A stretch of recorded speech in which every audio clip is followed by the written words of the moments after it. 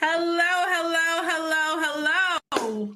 Welcome to Real Talk. I hope everyone is having a wonderful evening. You might be on the West Coast and this is still afternoon, but welcome to Real Talk. I am your host, Queen Star Akron, and thank you so much for taking time out of your busy schedules to join us today. For those of you, if it's your first time, welcome. And for our OGs, the folks who've been with us since the very beginning last year, we are so excited to have you back. If you do not know, Real Talk is a virtual college exploration series that connects Black students, parents, and educators with college admission representatives across the country. Tonight, we're going to talk about what you need to know, right? We know that the process of college, it can be stressful. It can be confusing. You might be losing sleep trying to figure out, how am I going to get to college? You don't even know where to start or even begin. Well, that's what Real Talk is here for. We know that you're dealing with a pandemic. School just started, you're probably doing sports, taking classes, but Real Talk is here to kind of soothe you and help you figure out, what are the steps that I need to get to college? What do I need to know? And so here at Real Talk, we're going to talk all about the process of from when you're a senior or even a freshman all the way up to when you first step foot on a college campus and what that looks like. So we're going to address all of that today. We have some wonderful speakers that are going to give you all you need to get started. So welcome to Real Talk. Don't forget that we are actually recording this session, and you can rewatch this session using the same registration link that you used to sign up today. And this recording will be available after 24 hours, okay? So make sure that even if you miss something, you know that you can come back and watch some more Real Talk. So let me tell you more about the structure today. If you've been here before, you know how we do things over here. But if you're new, I'm going to give you some structure. So we'll share some helpful resources that you can use this fall that can help you take a step towards your take steps towards your college goals. We're going to talk to our special guest, Brittany Young, about how to connect your passions to your academic goals. And then we'll talk to the experts, right? The folks who know this, they breathe this, they know it, they can answer all those questions about how to maximize the school year, whether you are a freshman, sophomore, junior, or senior. What do you need to do to maximize what you're doing in the classroom to prepare you for college? And then we'll even talk about how it will help us advance to college, right? So we're going to talk about all these things today. So we want you to be ready. We want you to stay ready, right? So that when you get to college, you know exactly what you should be doing, and you'll be proud of yourself for taking those steps to get there. A few housekeeping notes. You will be muted. You'll be in listen-only mode the whole entire event. But we do have a chat box, right? Because at Real Talk, we're here to answer your questions. There will be a chat box at the bottom of your screen, and you can send in your questions throughout the time together. You don't have to wait till the very end. If you have a question that pops up, open up the chat box and put it right there. And then there's also a tab where you can download helpful college planning resources. I believe we have a checklist on there that is easily downloadable so that you can follow along with what the folks will be talking about today. And then you can also keep that checklist for after the event. So we'll answer questions all the way at the end with all the representatives that will be talking today. So we know there are a lot of people on this call. We've done Real Talk. There are thousands and thousands of students that are on these calls. So we will try our best to get through all of those questions, right? So make sure you get those questions in, and we will make sure that we can answer them, okay? I am so excited to be here today. Real Talk is one of my favorite events of the year. I love doing this because at one point I was like you, right? I was trying to figure out, how am I going to get to college? How am I going to figure this out? So I think Real Talk is a great platform because what you get to do is really ask the questions that are keeping you up at night. Ask the questions very privately, because it's just you and your chat box, about the things you might be too nervous to ask about. We are here for you. We want you to feel comfortable. We want you to feel safe, right? So please, please, please don't think that there are going to be any silly questions. We want to be here for you and answer your questions. This is your time to be honest, to be open, and really to tell us what's on your mind, because we want to help you solve the things that are keeping you up at night and stressing you out. So here you're going to learn about all you need to know to get to college. I'm the only one that is going to be seeing these questions, so please feel free to put those questions in the chat box. All right. So it's going to be a good time.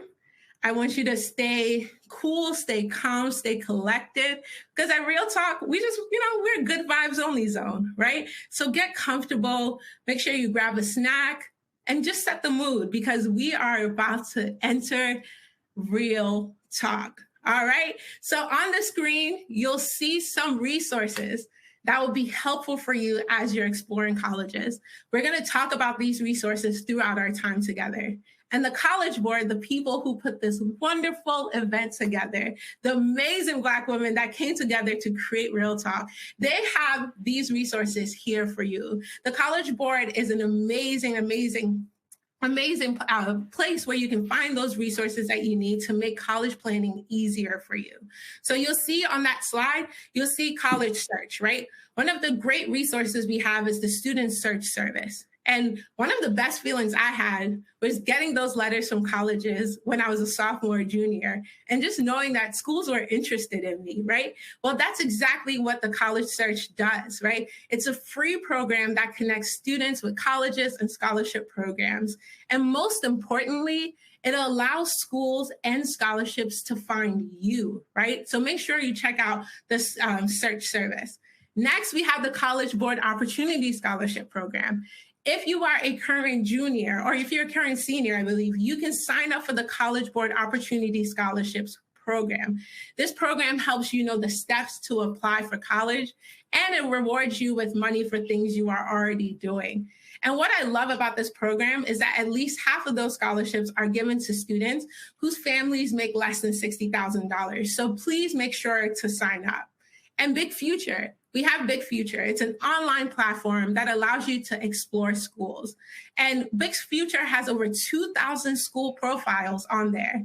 And so you can easily create your college list and actually put different schools that you're interested in on the Big Future platform. So check out Big Future. There's a lovely QR code on the screen. And just by taking a picture of that QR code, it'll take you right to the Big Future website. All right, so these resources that the College Board is providing, these resources are here to help demystify anything that is kind of confusing you about the college planning process. So make sure you screenshot that slide, use that QR code, and make sure you check out these resources that we just mentioned. Now, don't forget that this is just the beginning, right? This is like an appetizer, okay? Because we have more Real Talk coming to you this fall. We have so many admission representatives from all around different types of schools coming to talk to you. Specifically, we have HBCU edition, right? It's coming up in the later next month, right? And I know that so many of you guys are thinking about what school am I interested in? I don't even know where to start. Well, HBCU edition, make sure you check it out, because you will hear directly from admissions representatives about what their school is all about. You get to ask your questions like, what's the Greek life at an HBCU? Oh, what kind of computer science courses do you guys have, right? Real Talk HBCU is always so lit and so fun. So make sure you come when we have that on October 13th and October 14th. And then we're going to talk about the money, right?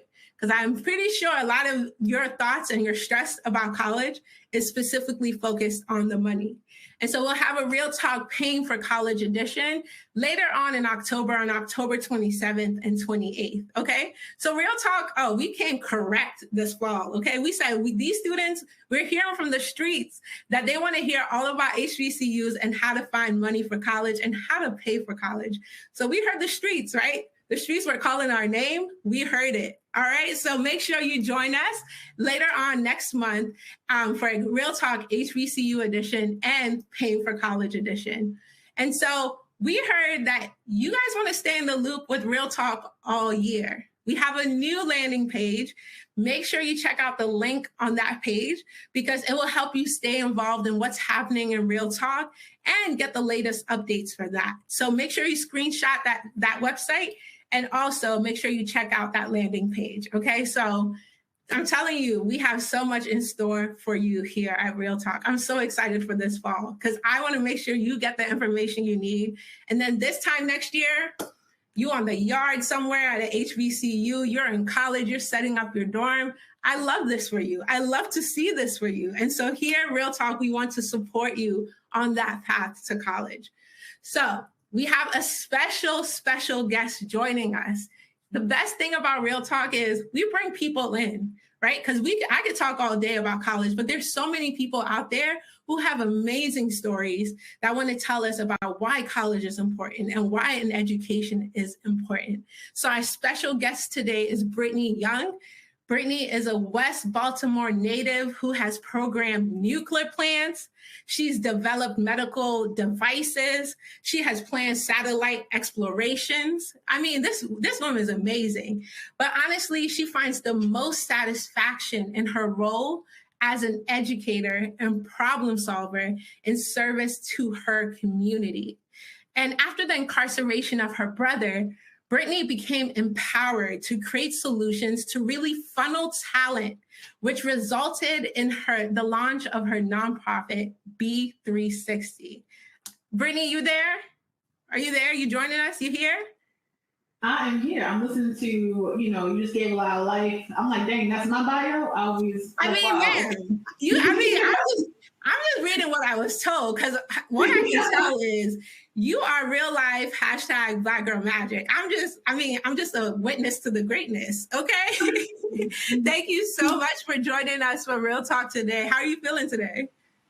I feel good. You remind me why I went to college and how that feels to be on the other end and why these type of conversations are important, because going into it, I thought I had the road figured out, but I didn't. Yes. It can be stressful, but I love that we come here at Real Talk. We want to ease those fears of students, right? Because we had to go through it and we want to make sure we pay it forward, right? So that's so important. And you're paying it forward in a really great way. So tell us more about B360. I'm just ready to, sit at your throne and listen to you. Tell us more about B360 and what got you interested in education. Yeah, so education in general, my background, I'm a retired chemical engineer. So since I was 3 turning 4, I've always loved engineering, but I didn't have teachers who really believed in me. And so they told me I couldn't. So I was always kicked out of class. If you ask any of my teachers back then, would I be the person that I am right now? Nobody would have believed it. By the time I was in first grade, I blew my eyebrows off. I was still not a science guy. I had chemistry sets. So I was in it. Then, I went to college. My second school, my mom passed, and I actually wound up failing out of my first school. And I started working in engineering when I was 19. But I've always had the passion, and I've always had the I'm gonna get it done attitude regardless. But that was my first moment where I could say I was broken. Fast forward though, I got myself back together. I went to community college and to another college. And then in 2015, this was the Freddie Gray uprising in Baltimore. My youngest brother, I'm the oldest of 4, so I became a mom basically when I turned 18 when my mother died. And so for me, it was that moment of 1, how can I make my city better? 2, there's so many people just like my brother who go to jail for nonviolent offenses as kids, and how can we have more solutions? Mm-hmm. And then 3, I've always been this Black girl from West Baltimore who are in spaces not designed for me. So how can I also change it so that it's better opportunities for us? And out of all that frustration came B360, right? A way of thinking about STEM education where, yes, people who pop willies also fix their bikes, which is a paid like you would see in a college classroom. 2, not wanting people to go to jail like my brother did. And then 3, I think being Black is brilliant. It's so much magic and so much ingenuity. And I really wanted people to respect not only dirt bike riders, but being in a city, and being from these type of spaces. So it could have been anything, but dirt bikes are special. Because, every kid in Baltimore wants to be a dirt bike rider, and they're probably across the country. So it was just how do we reel it in together and solve 2 problems, which is less people going to jail, and then me wanting to see more Black people in STEM and tech, because coming up, I was the only me, and I don't like that. Girl, you said a whole word and a half. Okay, you said a whole word and a half. I mean, I told you I didn't need to hype you up. You did it for yourself, ma'am. Okay, so I went to school in Baltimore, so I know a little bit about what bike culture is, right? But you know, I'm assuming I know people hear bike culture and might not know what that means. Plus, you also said an acronym, right? You said STEM, and a lot of people don't know what STEM is. So tell us a little bit more about bike culture from the people who are not blessed to be from Baltimore like we are. And then also tell us a little bit about what STEM is all about. Yeah, I mean, so bike culture, so just like on X Games, motocross, you know, like people see the monster truck rallies, it's the same thing. But instead of people riding on dirt, we ride on asphalt. What B360 does is make sure that we provide a safe space. So the same way you can play basketball, we have skate parks, you also need a space where you're a talented dirt bike rider. But in Baltimore, Miami, Cleveland, Philly, DC, like any major city, this is a sport that people do, you know. And so when I think about my experience as a kid too, it was built out a science guy, but I also try to be a dirt bike rider, but I don't like to fall. But I can smell, you know, I can smell the gas. I can hear the engines revving. And again, when I think about being a kid in the city, I always was like, wow, that's cool. As an adult, you want to be more safe. And so instead of waiting for people to make it safer, that's what I just did. But yeah, think of like Evel Knievel with Black people who pop willies, do tricks, do stunts. And what we're doing is making sure they have their own industry, gain value, gain money, and then also can apply those same skills in tech. Because again, if you fix a dirt bike, you have mechanic skills. Where STEM comes in, which is science, technology, engineering, and math. When I was growing up, that wasn't an acronym. I didn't hear that until maybe actually going to college. When I always wanted to be an engineer. We had science, technology, engineering, and math, or STEAM, or STREAM if you add in art, so you add in reading. And what I like the most about STEM, right, is not that everyone becomes an engineer. That's not the goal. It is the cognitive reasoning we have. So no matter what industry you go into, like I never thought I would be in business, but I was well equipped because I already have that brain and that mindset around problem solving. So the stuff I did as an engineer, which was very hands-on, like making prototypes, having medical devices, planning satellite explorations, I don't do that anymore, but I still solve challenges every day just because of the way my brain is set up. So if you give me like 15 problems, you know, no matter whether it's like society or the chemistry equation, I'm gonna figure it out. And that's really how I applied it with B360 and the work that we've been doing is going from a chemical engineer to like a social economic engineer, solving challenges that cities have daily, with my own solutions on how we can build the bridges and create a whole new system. Wow, I love this. And what I love about your story too, and I'm sure a lot of students on the call is like, there are things that I love, right? But I don't even know, can I make a career out of it? Like how can I meld in my academic goals with like also like my passions? Because so many times people think these are separate things. If I like makeup at home, I can't make a career out of this, you know? So talk to the students on the call about like, how do you meld in your academic goals plus also like some of those passions you have, you know, because you want to enjoy yourself in your job, right? So talk a little bit about that. Yeah, actually what made me go into chemical engineering was because since I've been 9, I also did hair. Like I started working in the beauty shop when I was 11 and then I turned 12 and then I was like doing full weaves, presses, everything you think of, right? And so by the time I got to high school, I didn't know what chemical engineering was. I actually met like another Black woman who worked at McCormick, and she was talking about what she does in her day-to-day, which was making products. And I was like, wait, so this chemistry stuff, like I like it, but I could also make my own hair care line. And so that's what really made me say ching ching to chemical engineering was, of course, money, but really because I wanted to create stuff for like my hair texture. And so in one of the contracts I did a long time ago, I sound old saying that, I worked at L'Oreal around like 4C hair development and prototyping for a new line of products. And so really I like that whether it's STEM or whatever career, it's really that passion and the why. I don't practice engineering anymore directly, but I'm still big on my why with B360. And so that's what I mean. You can merge whatever you love to do. It's always a business behind it. And sometimes, too, it's just good to have hobbies. So I'm telling you too much of my life. I like to do design. So I do like home designs and if anyone not now hiring me, I'm too busy. But that was something I also like, just kind of like putting pieces of a puzzle together. And so for a while, I was actually doing services where I was designing people's houses too. But yeah, it was just stuff I like to do. And then I got really good at stuff I like to do. And then I figured out what part of engineering, because what I really love, can apply to it. And that's how I became a chemie. Amazing. Amazing. So, I mean, first of all, I'm getting hit with all this Black girl magic because why not? But number two is you are so involved in so many different things. And for the students that are on the call, right? They're probably in class right now, they're probably juggling AP classes, writing essays, playing sports.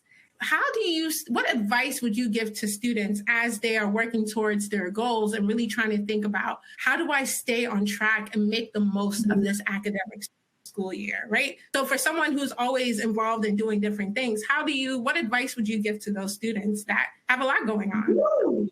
I learned time management really, really early. When I was going to high school, we had this thing called study skills or some bridge where they talked about it. But I actually got those skills in middle school. And then me, I'm a process person. My whole life exists in Google Calendar and through my iPhone. So I would say, when you plan out what you want to do, I do bullet journaling because I like to see things on paper and then write it out. And then I also hold myself accountable with this Apple Watch just keep going off because it pops up with my reminders. And so for anything that you want to do, whether it's this week, next year, write it out. I break my life into quarters, and then I always give myself I write a whole massive to-do list of everything I need to accomplish, and then I literally schedule the time in my calendar to do it. And so that would be my advice: is figure out what is a process or a system that works for you. For me, it's a calendar, which I live by, and I use that calendar to hold me accountable. And then again, it's going back to your why. I think in high school, I was also in AP classes, tutoring people, modeling, doing hair. I always had a job or jobs. And how I really stayed on track was remembering why I'm in school, which is education first, and then wanting to always hold myself accountable. I was really, really hard on myself, which probably wasn't the best. And as I've gotten older, I've given myself more grace that it's okay to not do 25 things at once. But I can intentionally do 5, but if I spread myself this thin, I'm going to be not as useful. So just also being mindful of it's still a global pandemic. You're still only in high school. You have a whole lot of life to live. And then I think practicing grace, especially with Black people and Black kids, is never going to be perfect. So just making sure you allow room for error, allow room for trial, and then not being afraid to admit, when things aren't going the right way. And there's nothing wrong in high school also putting some stuff down so you can focus. I love that. And I'm sure the students on the call, I'm over here getting my word, but I'm sure the students on the call also love that, right? Thinking about those time management skills. The earlier you get time management down, I'm telling you this now, for all the thousands of students that we have on this call, if there's one skill in life to get young, it's definitely time management. And so I love that that's your advice to the students. Make sure that you do get good with time management. And then also, I love what you said about just making sure you have goals that you want to accomplish every quarter and what you need to do. So thank you so much for sharing that advice. So we always love to have a little fun question for our guests before they head out. So, ma'am, what is your current song for the fall, I guess, because summer's over now. What's the song? What's your current anthem? And then we're going to get into it. I'm over here dancing. I never even heard the song. I'm not even listening to anything new right now. That's just crazy. Or maybe what you're reading. What are you reading? So I was reading the autobiography of like Cicely Tyson. That was a really good one. My anthem right now is probably, well, I don't know if they know Destiny's Child, but it's so good. Destiny's Child. Yeah, that's my anthem. Yeah, right. If I gotta think about something that's new, I mean Draco album, sure. Certified Lover Boy. Yeah. We'll be certified lover girls. So thank you so much, Brittany. Thank you so much, Brittany, for your time. I mean, honestly, I just think you're so dope, so amazing, such a breath of fresh air. You just remind me why being Black is just excellent, because we come out, we show up, we give 100%, sometimes even 250%. Okay. And so I love that the students on the call get to see what a real embodiment of Black Girl Magic is. So thank you for your amazing work that you're doing in Baltimore. Thank you for your service to the community. And just thank you for being such a great representation. And so you can't hear all the students on the call, but I just want to give you a bravo, bravo, bravo. Thank you so much for joining us with Real Talk. And how can students find you? What's your handle on Instagram? Well, they under 18. But yeah, some like, oh, kids, follow me. You know, it's good. No, it's Can't Knock Be Hustle, CNT Knock Be Hustle. And if you want to learn more about B360, it's B360 Baltimore. Yeah, and of course you can always email me on Twitter, same handle. And I like to answer questions if you need mentoring, advice. That's what I'm here for. Absolutely. Well, thank you, Brittany. You are officially part of the Real Talk family. You can come back anytime. Just let us know. Thank you again. So we promise you, I told you all, this is just the appetizer. We love having real live people come to Real Talk and tell us about their journey, because we know it's not easy, but we always love to bring folks in to tell us what the finish line looks like for the folks who's finished college and are doing amazing things, like starting a whole bike culture nonprofit while also being a chemical engineer, right? The multifacetedness of just Black culture is just so amazing. And that's what we love talking about here at Real Talk, is really showcasing these positive stories about people who went to college and also really are doing great things in their community. So Brittany, thank you so much for that time. We really appreciate it. So I told you guys you're going to hear from some amazing speakers, and all of them are college experts, right? They are here to bring you the right and correct information. They're here to dispel any myths, to give you what you need to get started, okay? So make sure you stay on here with us. We're gonna talk about what you need to do every single year of your high school career, right? I guess I shouldn't say career, because y'all are not working or getting paid, but every single year that you are in high school, right? But and make sure that you stay on, because at the end we will have time for Q&A, and make sure that you are submitting those questions in. I'm seeing some of these questions coming in now about SAT. How do I get excited about college? I am seeing these questions coming in now. So we'll make sure that we cover all of those things at the end. And so first up, we have Jess Orenstein from the Jet Foundation. And the Jet Foundation is an amazing nonprofit that protects emotional health for teens and young adults. And Jess is just here to help us gather, center ourselves, because this process is not easy. And it's always important to take care of your emotional and mental health when you're starting this process. So Jess, if you're here, I'm going to ask you for you to come up on the screen and help us get centered, and help us get ready for the information that we're about to get. So Jess, are you up? I'm up. How you doing? Hey, Jess. Hey girl. I remember you. Hey girl, how are you? Love the hair. Thanks. It looks really great. So I'm going to turn it over to you. Let the students know a little bit more about the work that you do. Okay, thank you so much. And just a special shout out to Brittany. She was amazing. I resonated with a lot of the things that she was saying, thinking back about my transition into college and all that came with it. So all the way there. And some of the themes that she focused on, you're going to hear a little bit in what I'm going to talk about today. So before I get started, I want to just reintroduce myself. Allow myself to reintroduce myself. My name is Jessica Orenstein. I am a public health practitioner. I'm also considered to be a behavioral health scientist. So yes, for STEM. And yeah, I'm one of the directors on the high school team at the Jet Foundation.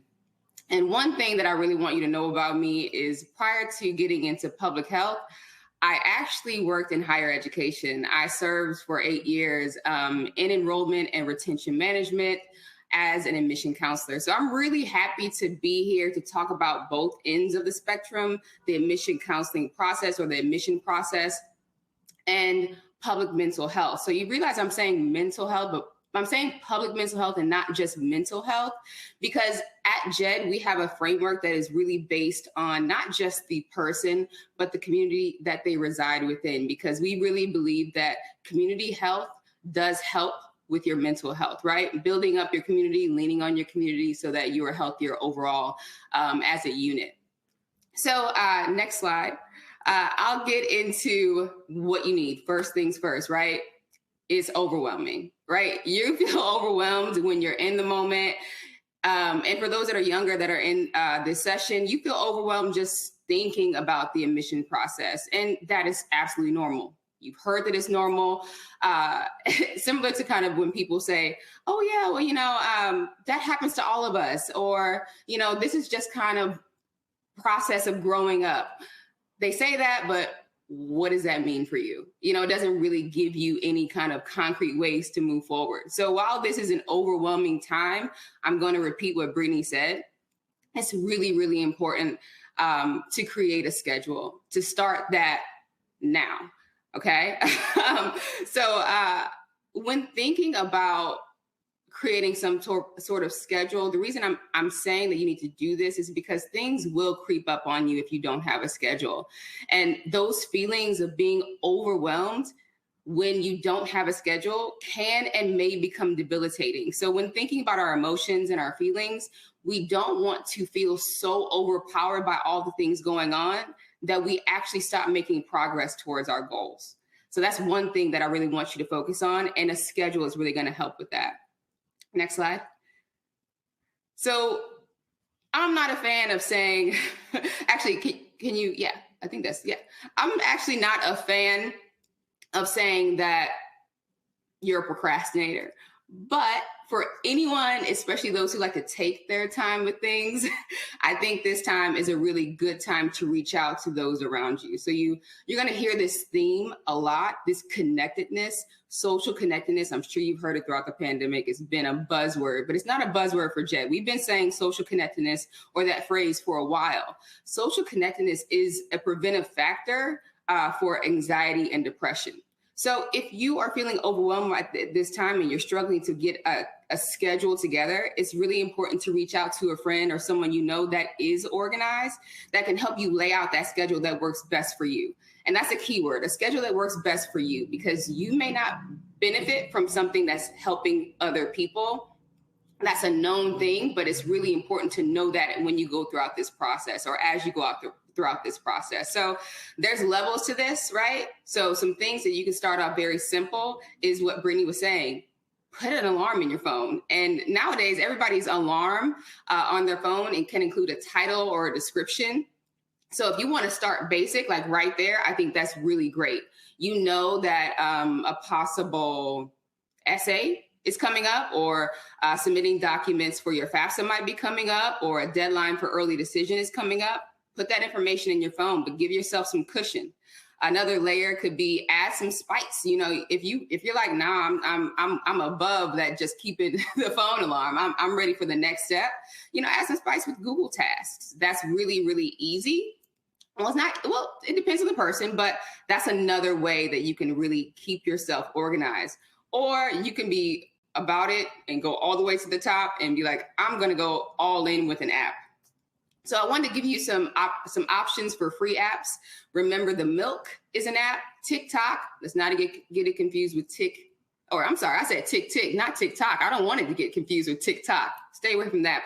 Don't binge too much on TikTok. Tick is what I want you to use for a helpful organization app. And Todoist, not to-do list. I'm not sure why they dropped the L, probably for copyright purposes. I'm not sure. Not my problem and not yours. But Todoist is a great resource for you. So all those can really help you stay organized.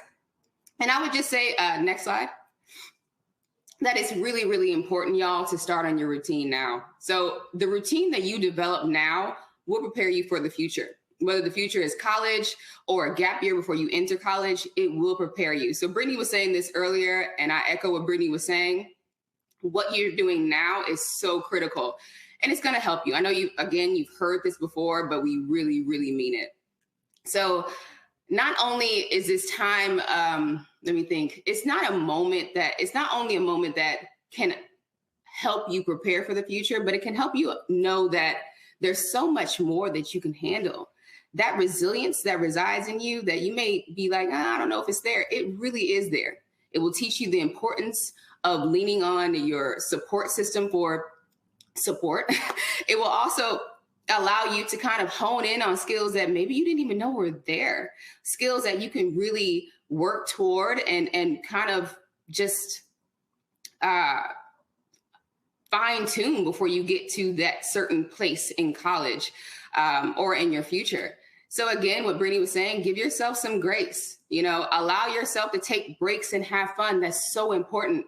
So like I was saying before, I'm a past admission counselor now working in the public mental health field. I have a mentee that leaned on me to help her with her college essay. And, one weekend we're supposed to be working on our college essay. She says, hey, Miss Jess, there's a party and I want to go to it. But guess what? She had a plan. She's like, I'm going to pivot our college admissions essay to the following week because I know that my deadlines aren't approached. They're not here yet. She had that plan kind of laid out. So it really worked in her favor. And I want to enforce that it's so important to have breaks and to have fun. But at the same time that she had that break and had fun, she knew the following weekend that she had to say no to some other things that her friends were coming to her with or activities that she wanted to do. She put it off one weekend, she had to focus on it the next. So know that it's okay to say no to friends or family even. Just say, hey, I got things I need to take care of, and it's really important for me right now to do those things. Next slide. So why do you have to make so many decisions at once? So guess what? You actually don't. You actually don't have to make so many decisions at once. I've seen in the chat, I've been kind of peeking at the chat a little bit, people saying, when should I start? What should I do now? Is it too late? It's not too late. You should definitely start. If you're a senior, you should start now. If you're a junior or sophomore, start looking now. It's never too early to start looking at, what you want. But when it comes time to making those decisions, the reason I'm saying you don't have to make all of your decisions at once is because you should be kind of planning out. You should look at what schools you want to go to, and based off of the schools that you really are dedicated to going to or applying to, they have all their deadlines already laid out, most likely on their first year or incoming student page or enrollment page or admissions page. So definitely go there, write out those things. Check in with your friend for building that schedule that's really going to help you, not them or anyone else, but specific to you, because that's going to really help regulate your emotions, regulate your feelings around all these decisions that you feel that you have to make at once, and help you really realize that you don't have to make all these decisions at once. Feeling like you have to do that is only going to add to being overwhelmed. And then again, like I said, I'm saying prioritize those deadlines, ask help from a friend, guidance counselor, mentor, anyone that you trust throughout this process. Next slide. So here's a quick QR code that I want you to use. This QR code is a great resource to support you as with some general decision-making challenges. When you go to the article here on Only Human website, it will particularly talk to college students, but all those things are applicable in high school. Don't focus too much on the college part. Just focus on, okay, I can take this and implement that into my life right now. And that's going to really help me as I navigate this transition. Next slide. So it's really easy at this point in time to feel lonely. And as cliche as it might sound, you are absolutely not alone. One of our biggest programs at the Jed Foundation is to focus on the emotional transition out of college, because so many people focus on the academic transition. And if you're not emotionally equipped for what's to come, you can find yourself in some sticky situations or some situations where you're like, I wasn't prepared for this. So how do I get prepared? And really it's staying connected to your circle of support. I can't say this enough. Stay connected, stay connected. I said before, and I'll say it again, connectedness is a preventive factor for anxiety, depression, and other mental health challenges or illnesses that you may encounter should you not be as connected. That's why the pandemic was so hard, because the pandemic forced us to kind of be by ourselves instead of being connected with our neighbors or our friends or peers or family members or even just the environment. So it's really important. It's important to do this before the admission process, during the admission process, and well after the admission process. So really focusing on that emotional transition and what you can do for yourself as you transition. I would also encourage you to keep a list of people who you can reach out to if you're ever feeling lonely. We encourage this at the Jed Foundation. I encourage this personally. This is something that I wish I would have done when I was transitioning into college. I did not know who to reach out to, and that's why I felt alone. Because I was like, well, they're probably busy. I don't want to burden them with my challenges. I don't want to burden them with my problems. But that's not the case. People want to support you. People love and care about you. So reach out to them for a quick chat, but make sure they know that they're on your list to reach out to. That's not to say that they're going to answer every time you call or every time you text. But if they know that they're on your list of people who can support you during this transition, during this year, before you even get to your first year experience, that's going to really be helpful for you. And they'll know that when you call, it's most likely for something like this. So next slide. And before, I pass it over to everyone, like the next person, I just want to say, make time for yourself. Make time for self-care. I cannot stress it enough.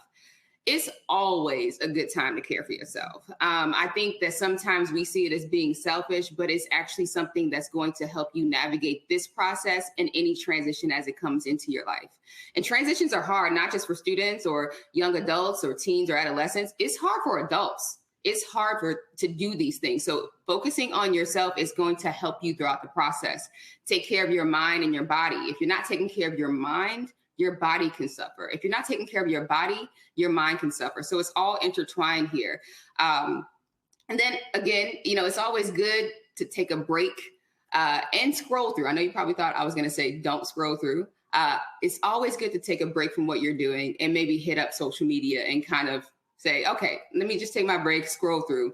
Now, we don't want to go too deep into the scrolls, also be important. It's important to take breaks here and there from social media because quite honestly, sometimes social media gives off a false perception of reality. You're seeing all these highlights in people's lives and you start to compare that to what you're doing and where you are in your life. And it can become very unrealistic. So as much as I'm encouraging you to take a break and go on social media or take a walk or engage in some fun activity, take a break from social media when it's needed because you got a lot to focus on. But guess what? You have a support system that's there to help you, whether that's at home, with your friends or in school. And Jed Foundation and the College Board are absolutely there to help you throughout this process as well. So that's all I got for you for now. Thank you. I mean, I always love conversations like this because I think people focus so much about what academically do I have to accomplish to get to college. Right. And the whole time you are anxiety filled, stressed out, every day you're crying and you can't figure it out. Right? And it's hard. It's so difficult. And I love these conversations. And I love when you I love this, everything you presented, because I think students don't think about the fact that this is a very stressful process and you have to take time for yourself. Y'all, it is difficult, especially if you're first generation, you're the first one in your family to go to college. Maybe your parents have gone to college, but they're very old and don't understand the process anymore. It's so important to take care of yourself. And I love that you don't make it extreme. We know kids are going to be on social media. Just try to, put it in specific segments, but have a plan. So I love that you started us off with the emotional health, because I think a lot of students need to keep that in mind, that this is going to be stressful. We're not going to lie to you. It's going to be stressful, but it's manageable. We've all done it.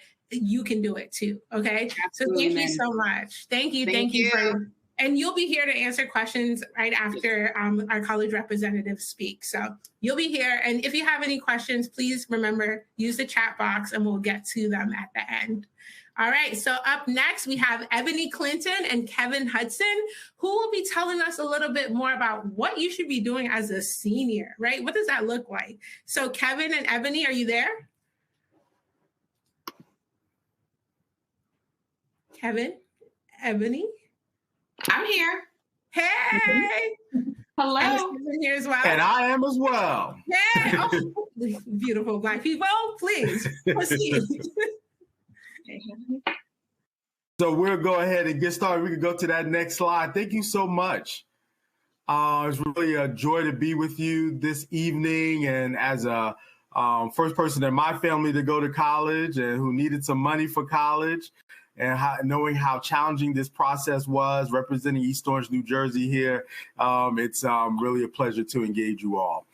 We wanted to jump right in and talk a little bit about when you're picturing your college experience, what factors are most important to you?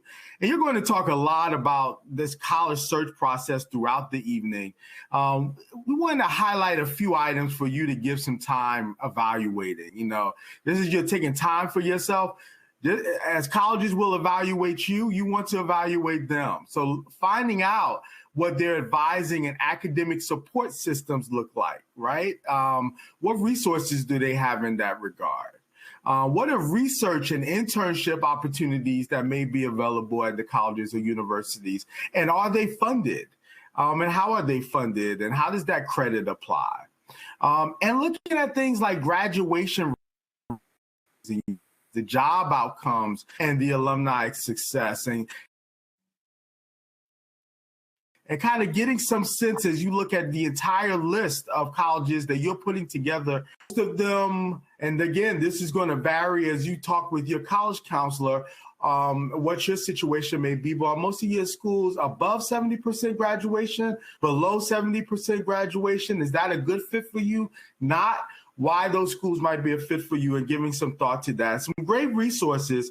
collegeresults.org is a resource to consider as you're evaluating colleges, as well as the College Navigator through the National Center for Education Statistics that allows you to evaluate. Anything else you want to add to that, Ebony? Yeah, Kevin, I think you touched on some really important pieces. And there's one thing I actually wanted to circle back on. You talked about the graduation rate, and I think that is key in this process. But another really important part that I know a lot of students don't know that they can ask about, or the information is even available, is the persistence rate and the retention rate. And The reality is that all of us actually keep this information, and we keep it on demographics as well. So you can ask a college, what is the graduation rate for Black and African American students? And if you see that that graduation rate is substantially lower than maybe, Caucasian students or other races, that could be a red flag. So there are a lot of questions you can ask, and people will answer. Colleges will answer. Again, they won't necessarily publicize all this information, but it's valuable and it's out there and it's free. It's free and open for you to answer. The other thing I just want to talk a little bit more about, you talked about just kind of what is the social scene and what is the campus atmosphere about. I think that is so important, right? So when you are looking at these colleges, it's, are these my people? Could I be comfortable here? Can this be my home for the next 4 years? And that is really, really important. And, as much as important as it is that they have maybe your major, your interest, but can I just be in this environment for, the next several years? And I think lastly, the other thing I'll add though too, especially if you're a senior, you're going to be getting a lot of information from a lot of different colleges. And some of these colleges you will never have heard of. I'd say, just give it a look, right? With a lot of that information, there's also going to be a lot of fee waivers attached as well. And the reality of it is what might be the perfect school for you, you may not even know of at this point. So just keep an open mind. Next slide. That's great. Can we go to the next slide, please? And so just a couple of questions we want you to think about. Many times during this college search process, students are encouraged, and families and counselors are often guiding students to think about what career they want to pursue, or what we often say, what do you want to be?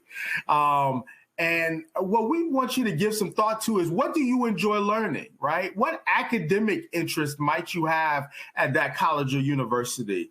Ebony, I don't know if you want to talk a little bit about how one might find that information within a college or university as they're thinking about it.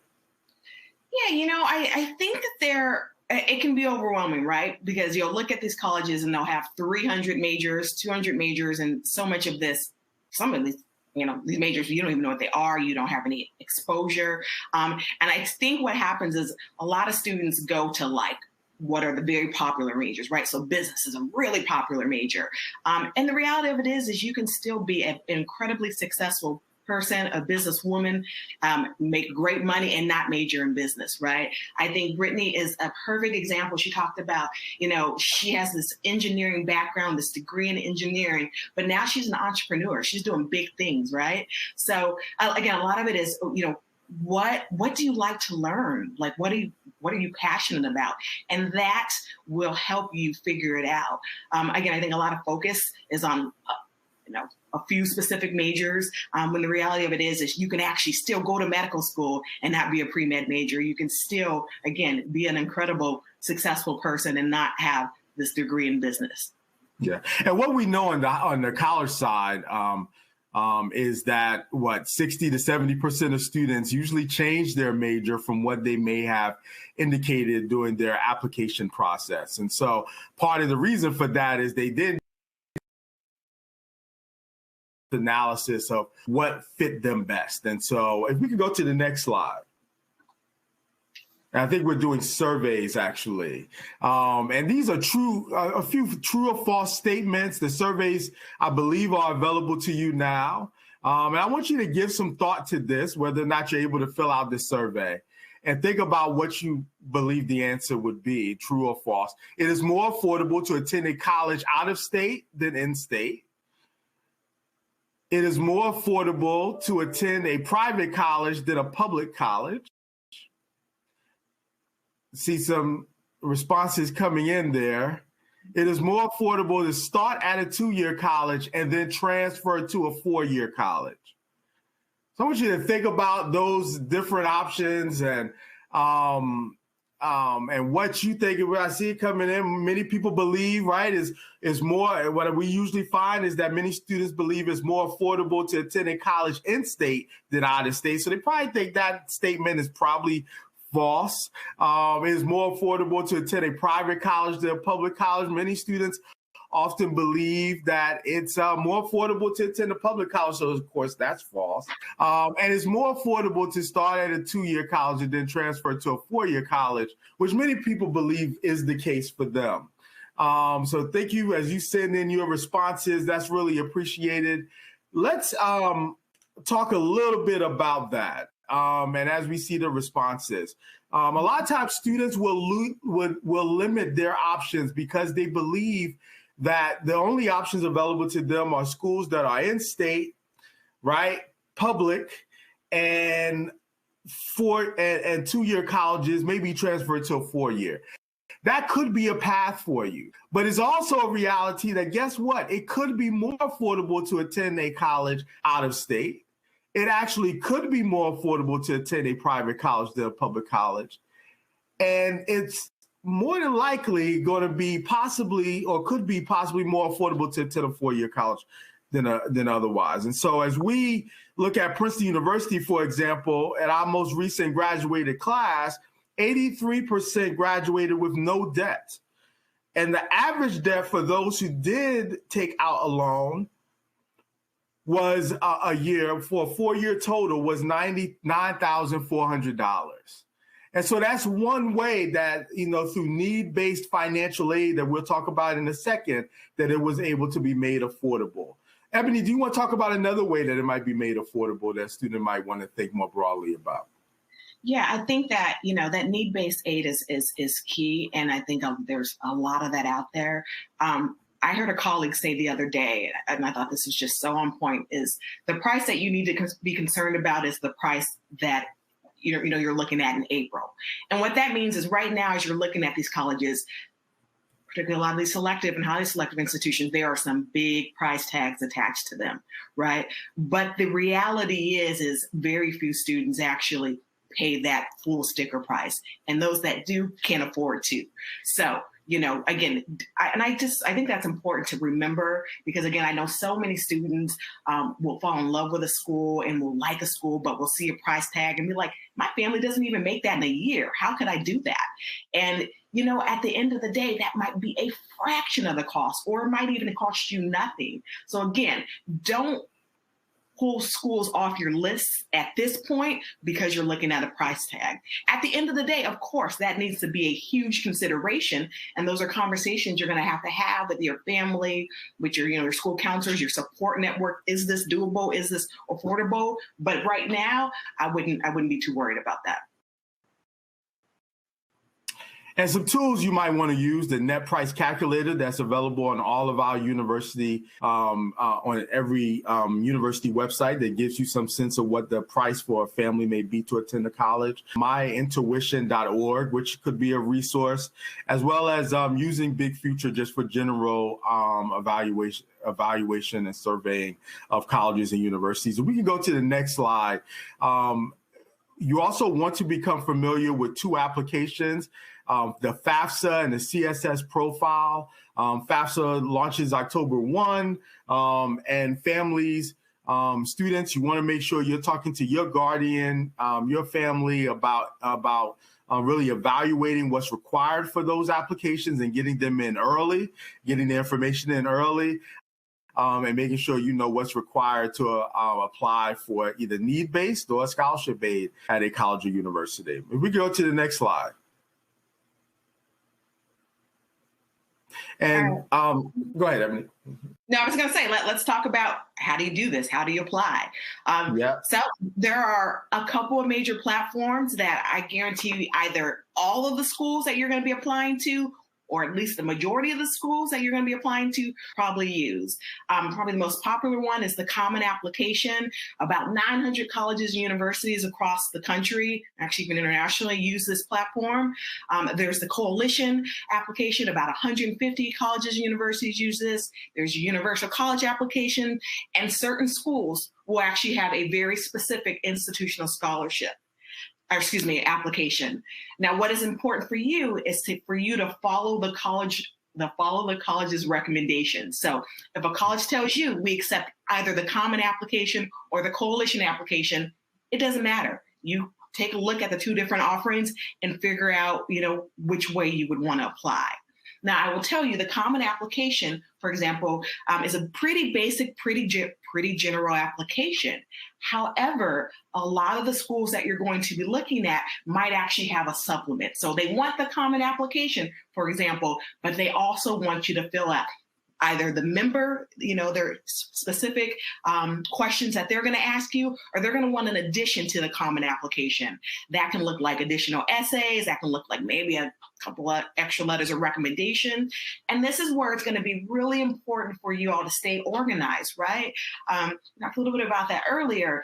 And is that because the reality of it is that a lot of the colleges and universities are going to have very subtle differences. And you want to make sure that, you are checking all your boxes. So in some cases, you may have submitted the Common Application, but if you didn't write that extra essay or submit that other extra form they want, that's not a complete application. And I would hate for you to have put in all this work and not have, have a final a product to really give to the different colleges and universities.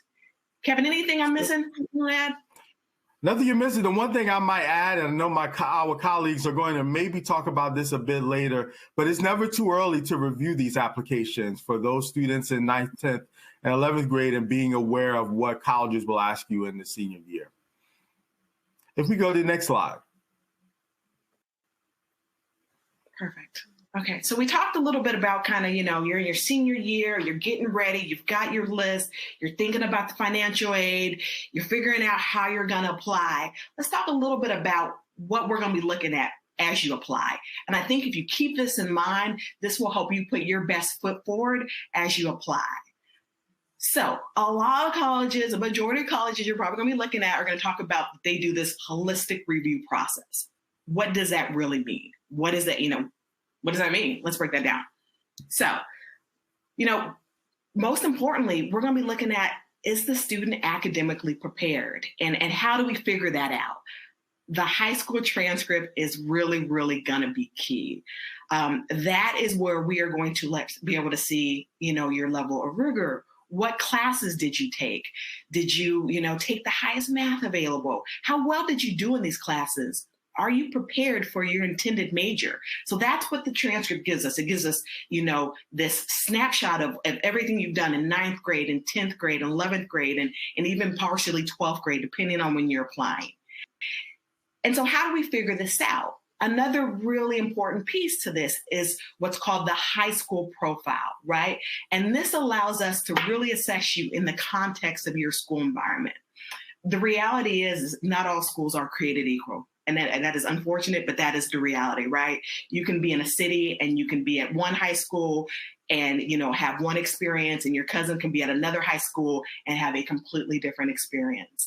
And we are never going to fault you for, being in your own environment. And the high school profile helps us understand that. It helps us understand what was available to you, right? I'm not going to fault you again for not having access to certain courses.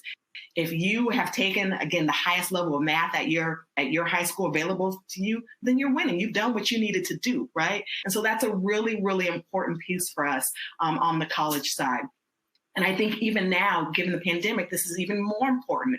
I think one of the things that we've noticed is that, it's changed from district to district, town to town. I'm here in the Northeast, and I know what, my students are dealing with in Boston schools look real different than what they're dealing with maybe in Chicago schools or Texas schools. So that it's really on us on the college side to figure that out. And that's some of what we're looking at. We're also going to be looking at, any external academic stuff that you send us. So maybe you have had access to some community college courses and while you're in high school, you're going to send us that transcript, and that's going to help us give us, again, another picture of just who you are as a student, what you had access to, again, how prepared are you? The next thing I want to talk a little bit is about the testing, right? So the SATs or the ACT, AP or IB scores. This is going to be another really interesting year in that a lot of colleges, in fact, I'd say the majority of them are probably test optional again this year because of the pandemic. And so in many cases, you're going to have the opportunity to decide if you want to submit that testing or not. And that can, that's a great option. But this is something I think you want to really, really think about. And this is where I also encourage you to reach out to the individual colleges to figure out what is their policy. What does test optional mean? Does test optional mean that if I send my scores, you're going to look at them and you're going to, review them as part of my process? Because that is the case for some schools. What about if I send my scores and they're not good enough? Does that mean you're going to throw them out? Maybe that is the case for some other schools, right? And so, again, these are questions that you can ask colleges. And these are really important questions as you try to figure out how to really kind of navigate this process. And the last piece in terms of that kind of holistic review, or one of the other pieces, really is about those recommendations, right? So letters of recommendations are really powerful, and it helps us on the college side, again, know a little bit more about you. So as you're thinking about this now, you should start thinking about, who are you going to ask for a letter of recommendation? Do they know you? I think lots of times I see students that maybe, you ask for a letter of recommendation from that class you got an A in, but that teacher doesn't actually really know you. It was easy, you didn't have any engagement, and they maybe will write you a letter, but it might be a better letter of recommendation from that class where you actually got a B in, but you know what? You went to office hours, you asked for a lot of help. And that teacher can actually tell us about just your perseverance and how hard you worked and just the grit. And those often are some of the better letters of recommendation. Next slide. So this holistic review process continues, right? And so, the first bit is really about the academic preparation, but the other bit is really about who are you as a person? What will you contribute to my college, to my university? And so we are looking for, what is it that you're doing when you're not in the classroom? How are you engaged? What are you involved in? That's really, really important. And this is also when I don't want you to sell yourself short, right? So you may have played 3 sports pre-pandemic, and because of the pandemic, maybe your soccer season was canceled and you don't think that you can tell us about that anymore. You can, you should, right? And this is also where it's really about quality over quantity, right? I think some students think that, they just want to list a million different things, but give us no context. And that's often not, the best strategy. And the last thing I want to highlight here is this contribution to your home community. This is so important. I see a lot of students, specifically, my students of color, where they don't tell us about, what?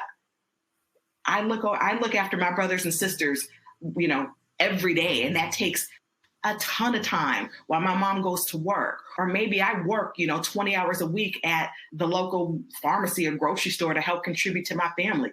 And that's real. I can't think of a better way or anything else that shows leadership than, contributing to your actual home and your community. So again, don't discount yourself.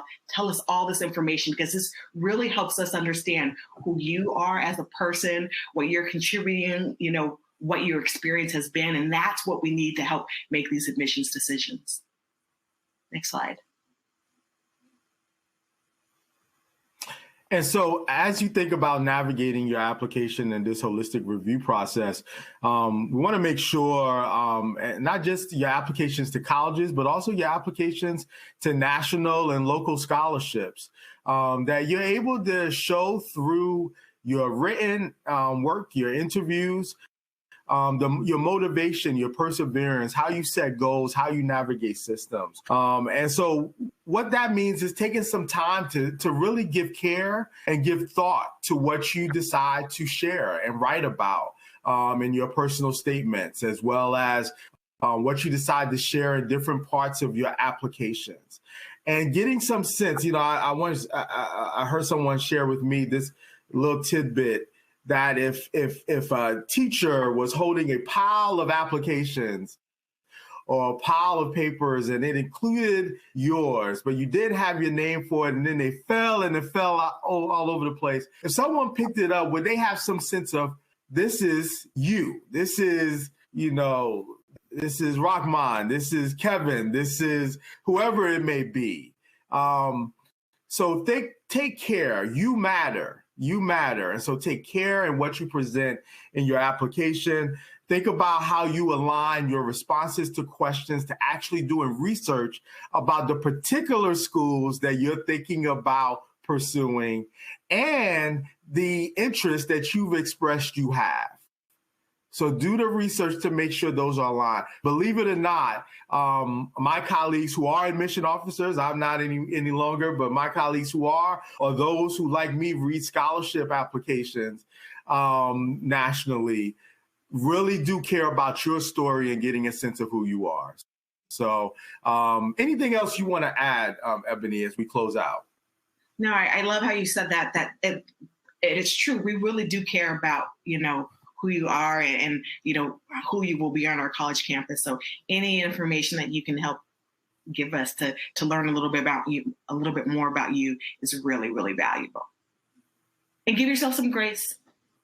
Yes. So true. So true. I'm telling you guys, this is information people would pay for. And, people are getting it for the low over here. And I love the fact that you're talking about, we don't only get, obviously academics are important, but who are you holistically? What do you bring to the table? If I was to accept you on my college campus, what value, right? What are the talents, the things, the goals that you have that you want to accomplish in the time that you're on campus?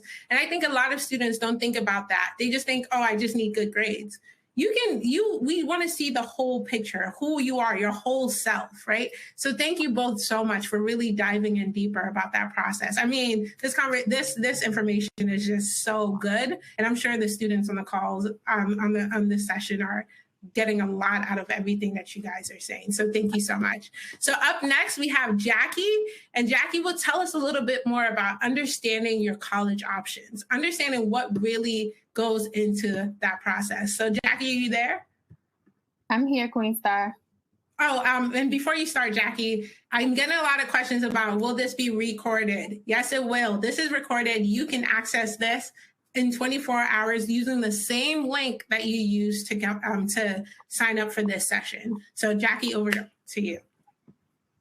Thank you so much. I just want to start by saying this is such a powerful session and such a great initiative that College Board is doing, specifically for African-American students and parents. So much knowledge on here, so many different things being shared with you guys. And I hope that you're taking the time down to take and write down some notes, especially for my seniors. Kevin and Ebony share some really great and important information that you guys really need in order to navigate this college admissions process over the next couple of months. So I hope that you guys are taking some notes. It's really important to also think about it for my juniors and for my sophomores and for my freshmen. It's not too early for you guys. So please listen up, take notes, and think about how these steps will apply to you really soon. I'm going to go over some portions of the college process that are geared towards juniors, but are also very important for my seniors as well. One of the things that we recognize for the class of 2022 specifically is that over the course of the pandemic, the last year and a half, you guys missed a lot of vital information. And so opportunities like this evening gives you a chance to really get the knowledge and understanding of what you need. And this is even for the class of 2023 and the class of 2024 and the class of 2025. So we can go over to the next slide. This is a really important piece, meeting with your school counselor. As a college access practitioner myself, working having worked as a college counselor and having worked as an admissions officer, I understand the importance of actually meeting your school counselor. The same way that you write an essay to a college or a university during the application process is the same way that your school counselor will write a letter of recommendation for you. So meeting with your school counselor is going to be important. You want your school counselor to know you, and you want to know your school counselor. Your school counselor is the gatekeeper. I still call school counselors, college access practitioners, gatekeepers, because there's so much knowledge and information that they have. And a lot of school counselors got into the work specifically because they really wanted to help students like you get into college. So meeting with your school counselor will give you the opportunity to review your transcript. Transcript evaluation is really important.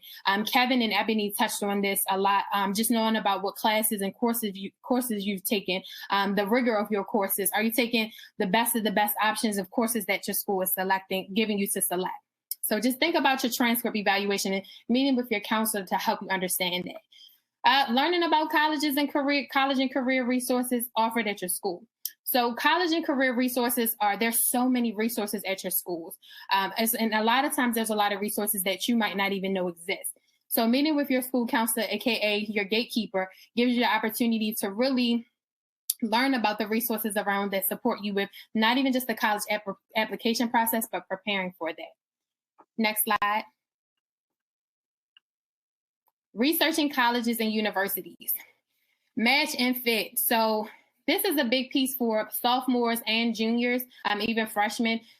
Taking the time to research colleges and universities and getting an understanding of what types of colleges and universities will be a good fit for you. So that's actually going to visit colleges, to step foot on a campus and feel what that's like. But also taking the time to think about what it is that you actually need from the school and what your academic profile looks like. So when we think about match and fit, we're looking at a school that not only meets the GPA requirements, but has the fit for you as an actual overall student in your development. I think we lost a slide.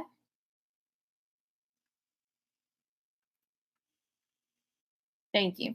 So we're thinking about match and fit, GPA requirements, standardized testing requirements. So when you're looking at colleges and universities, you want to look at what's the overall cumulative GPA that's the average GPA that the college or university requires. You want to look at what are the average standardized test scores and the requirements, if they require it, in order for you to apply for admissions into those institutions. So thinking about match and fit in terms of the academic component, but also about what it looks like and feels like for you in your holistic development. Next slide.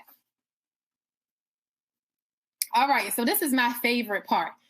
visiting colleges and universities. So you're building a list and doing research about what schools offer your major, what schools are in the area local to you, and what schools might be a little bit in a distance.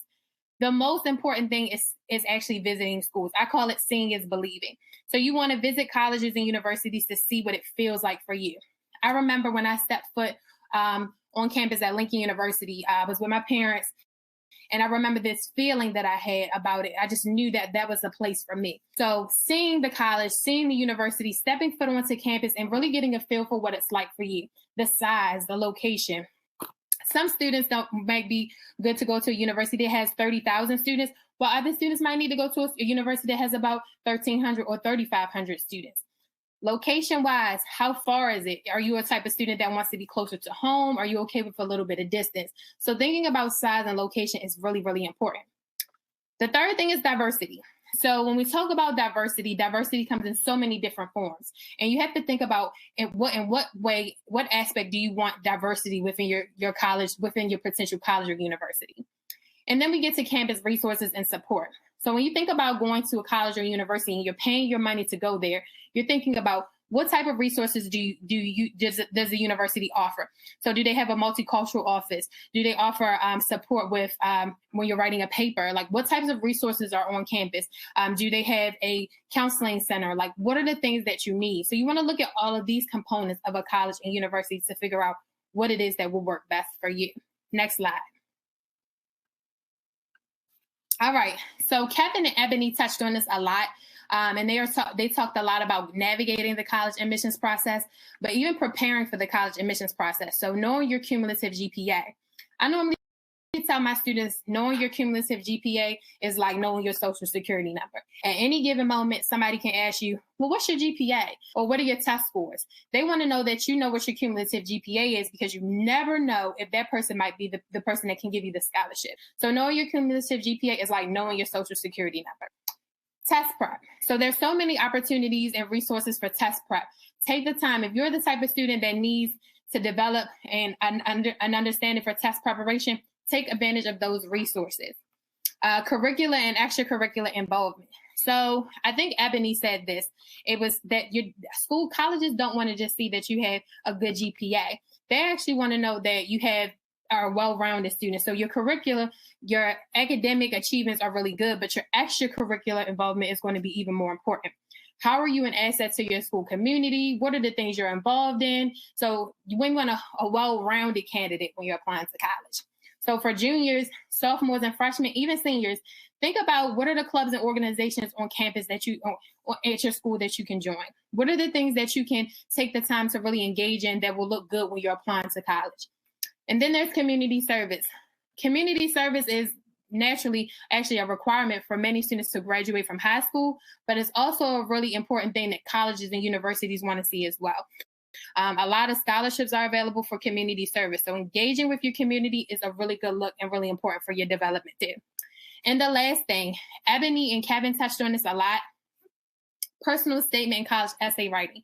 During your junior year, you should be writing and developing your personal statement and your college essay, especially at the second half of your junior year. So think about how you're going to paint a picture for an admissions officer. What is that going to look like? How could somebody pick up that paper or pick it up off of the floor and know that this is a real testament and true version you are?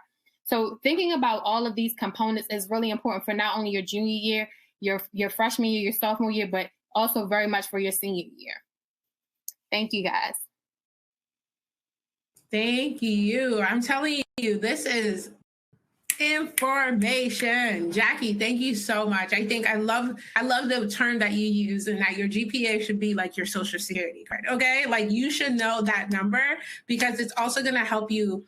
It kind of level sets, right? It helps you understand. Okay, what do I need to do? How can I move forward with my college planning? Because I will say GPA is not everything, but GPA plays a big role in a lot of your college decisions. Okay, so make sure that you have that number. And thank you so much for that knowledge that you just gave. And juniors, she said it. You got to start thinking about your personal statement. The one thing that makes me very sad is for seniors coming up to me, especially it's like October, and they have not even started on a college planning process, but think that they're about to start school next year. and not think that life is going to be stressful, right? So we know senior year is a lot. If you are a junior, you can hit the ground running once your senior year starts because you prepped during your junior year, especially that second half of your junior year. So thank you so much for that information. So next up, we have Kevin. Kevin is going to be talking about how to set up yourself for success while you're in high school. Okay, so Kevin, are you there? I am here. Hey, Kevin. Hey, how are you? I'm good. So turning it over to you. Oh, I love the art in the background, but that's no worries.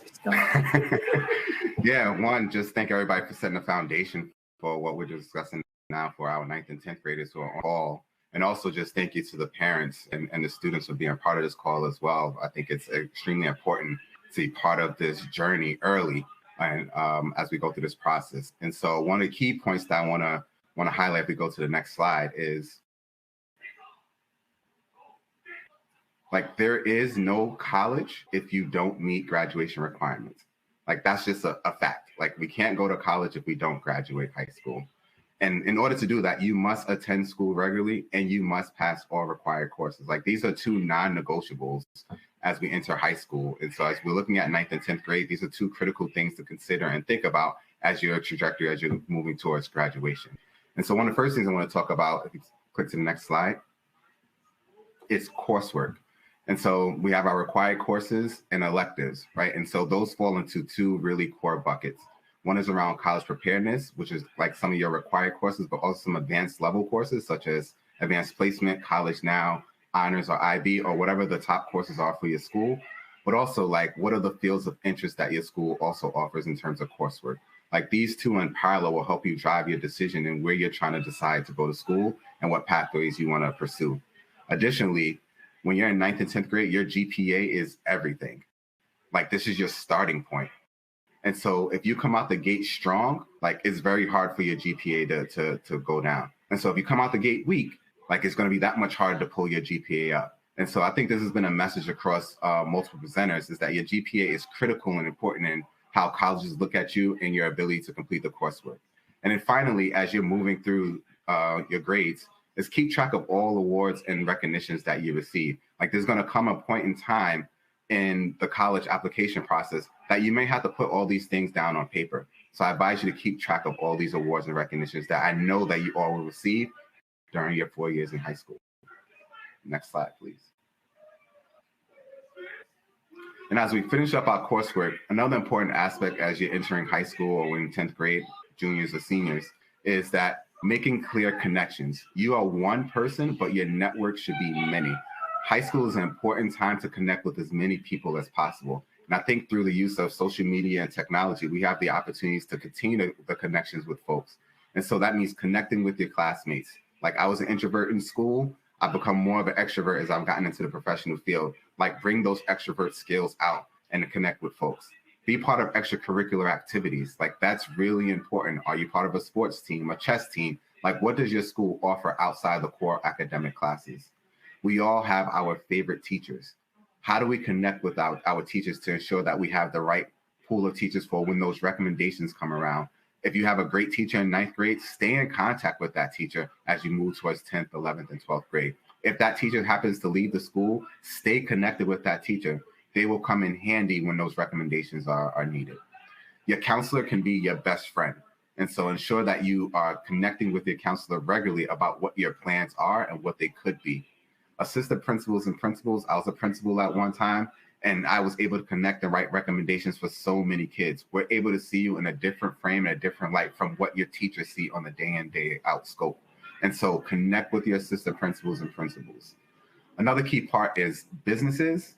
I don't know if there are internship opportunities where you are, but connect with those who are within your community. It could be like the local store. It could be a park that you go to, but connect with businesses because they also can provide insight into what college can look like, as well as provide recommendations. Then lastly, your family. Like your family should be and probably are your biggest cheerleaders. Let them know where you are in the process. Let them know where you're struggling. Let them know where you feel like you're succeeding. Like use them as the backbone to propel you through this whole college application process. And then this last piece I think about is capitalizing on technology. I think we have these tablets or these phones. We have the opportunity to research so many things in the palm of our hands. Like, capitalize on the technology that we have. And that's going to lead into my next slide, which is gives you opportunities to explore colleges online. And so, like, you can research different people, you can research different colleges, you can research their acceptance rate, particularly around Black and Brown students. Like, use the technology to research. Begin to attend college fairs that are either happening at your school or happening on campus. Hopefully, as this year moves forward, that more in-person college fairs will take place. But as many college fairs as you can go to and ask as many questions, I think that would be a great opportunity for you to figure out what college fits you the best. Research funding opportunities, scholarships, grants, and loans. They have very, very clear deadlines. You have to begin this process very early. Some of the applications are extremely long. Some are very short. Some require recommendations, some don't. Some require income statements. Like, there are so many different aspects of when you're looking for funding opportunities. I think this is one thing that you need to jump on early and often. Talk to your upperclassmen as well. What are some scholarships or funding opportunities that they have begun to receive or apply for? This ties in well to the connections. Like, you have to connect, and this also supports you in what you need to research. Narrow down your fields of interest and reach out to those in the field. Like, I remember going to school and being like, hey, I want to do X. And I really had no idea what that field was about. And it's like, I need to go figure out who are these people in this field to see if that's really for me. And I think that's something that when you think about in your 9th and 10th grade year, what are the careers of interest that you have? And then who can you connect to actually get a little bit more information about that particular field and see if that's something that you want to pursue in your college journey. Lastly, testing is of utmost importance. If you're in 9th grade, take a practice test to prepare for the PSAT. If you're in 10th grade, take a PSAT to prepare for the SAT. These are 2 core critical exams that will support you in what it looks like in terms of college application moving forward. Next slide. And then finally, a number of folks are talking about this personal statement. And I was thinking about it like, what is your personal or what's your story? Like, we all have one. And so this is an opportunity to put that story down on paper. It could be a day, it could be a year, it could be how you connected with someone.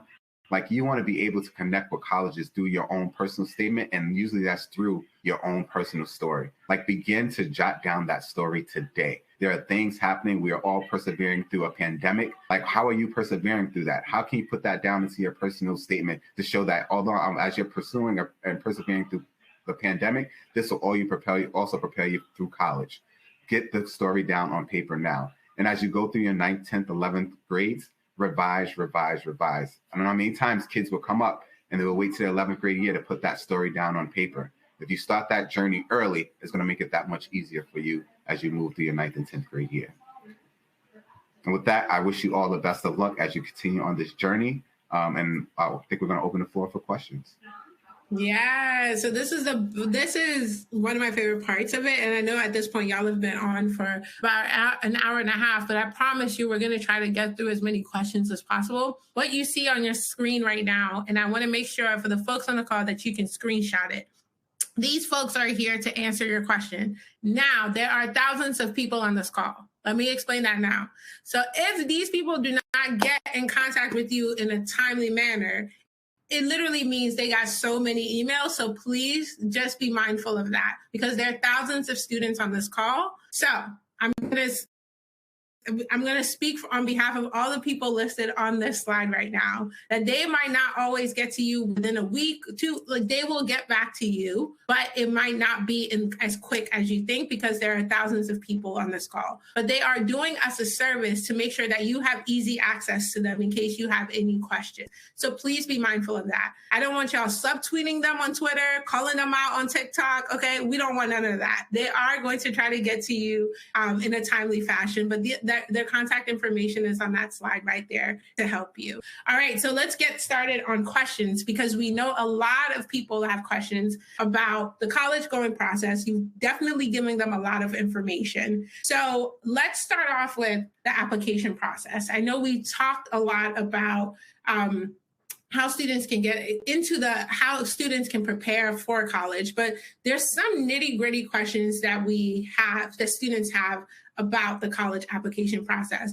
So for Ebony, one of the questions that I think you can probably answer is, some students feel like, hey, I haven't been focused on college up until this point. Maybe I'm a sophomore, maybe I'm even a junior, and I've been playing around for a very long time, and now I'm taking college more seriously. What advice would you give to that student who hasn't taken college seriously and now is trying to get back in the swing of things? So this is for you, Ebony. Sure.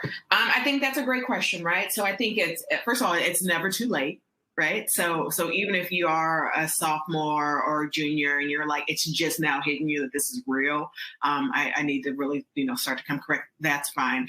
I think one of the things we do see, we see what's called like upward grade trends. So it happens, right? Like, and especially I think in the last year and a half, right? Sometimes students start off slow and it takes a minute for it to click that like, this is real. I need to focus. I need to really think about the classes I'm taking and really, start to put my best foot forward. And then when we see that upward grade trend, that is exciting. That's what we like to see. We're like, okay, again, maybe that was a little slow start. That transition from middle school, junior high to high school can be rough. And again, especially kind of given what we all went through. But it's never too late. I guess is my advice or my answer. You may have to, depending on how far along you are in the process, you may have to maybe kind of give us a little bit more explanation to help try and explain yourself. But it's never too late, right? Like, so if now is when you're ready and get focused, like, do it.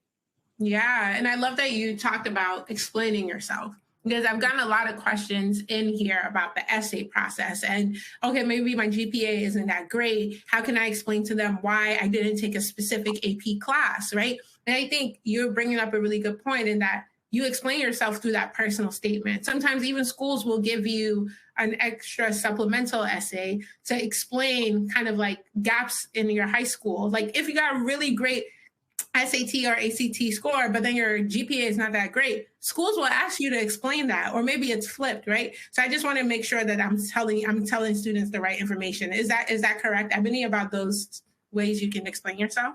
Yeah, and I think this is also when it's really important for you to have really kind of good conversations and have consistent conversations with your school counselors and your teachers, and especially some of those people that maybe are writing some of those letters of recommendation. So they understand the full picture, and lots of times, even maybe your counselor might let us know like this was happening at home. This is what you're seeing, but again, this is how they've persevered, and this is where they're headed now. And so again, the kind of thing, talking to folks and figuring out like how best to tell your story is really valuable. Yeah, absolutely. Thank you so much for that answer. So speaking about the essays, Kevin Hudson, I have a question that I think is very interesting, and I want to hear your thoughts. We have a student saying that sometimes when thinking about college essays, I feel as though I have to write a sad story instead of an honest story because it's most likely going to get me into college. Is that a true or false statement? That essentially a sad story with twists and turns is what's going to get you noticed?